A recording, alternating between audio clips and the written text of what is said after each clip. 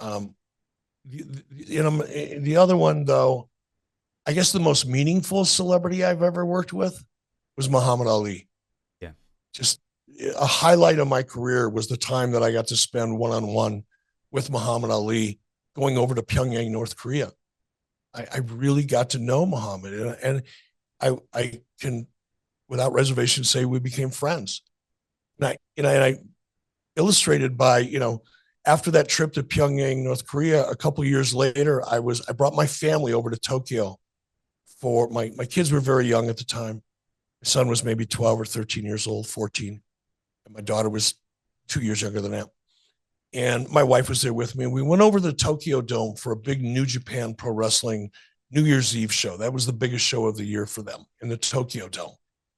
And unbeknownst to me, Muhammad Ali was invited to be at that event as well as I was. And I was back in the green room before the event, socializing. There was a lot of people there, and Muhammad called me over to sit down and talk to him. And in that conversation, I'll break down and start crying when I tell this story. I try not to tell it too often because it embarrasses me. But I'm talking to Muhammad Ali, and he said he wanted to know. He said, Eric, did you watch the opening ceremonies of the Olympics, 96 Olympics? I said, well, of course I did. He said, do you think I embarrassed myself?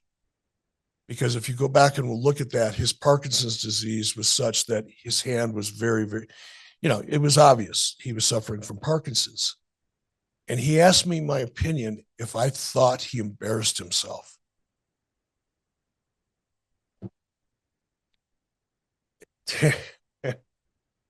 Yeah, that, that. I mean, I believe he was he in the London 2012 Olympics as well, and it was so great for him to be there, even though he was like really in the end stages of Parkinson's. But I think he was sort of sat on a chair at the end, and it's like, it's great that he's still there to see.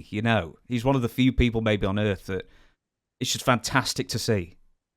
Yeah, Still and out there. Muhammad, while we were with him, I sat next to Muhammad on the plane going from Tokyo to Pyongyang. It was about a 2 hour flight or a 3 hour flight. And I sat next to him, and Muhammad could still, but he had to whisper. Like he couldn't project, but he could whisper, and you could understand him very easily. But he was telling me jokes. And he also told me the story about how he became Cassius Clay, the character. Because Muhammad Ali used to go in Louisville, used to go to the wrestling matches, and he was a big fan of Gorgeous George and loved the way Gorgeous George, got the crowd fired up, and they couldn't wait to see him get beat. Gorgeous George was a heel back then, right?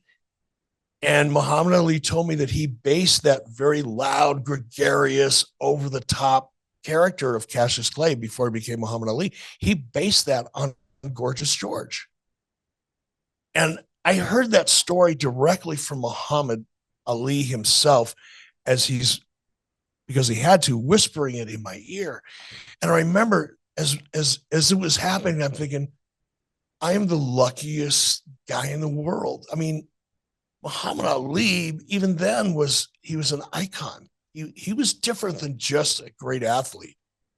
He was a very, very special human being.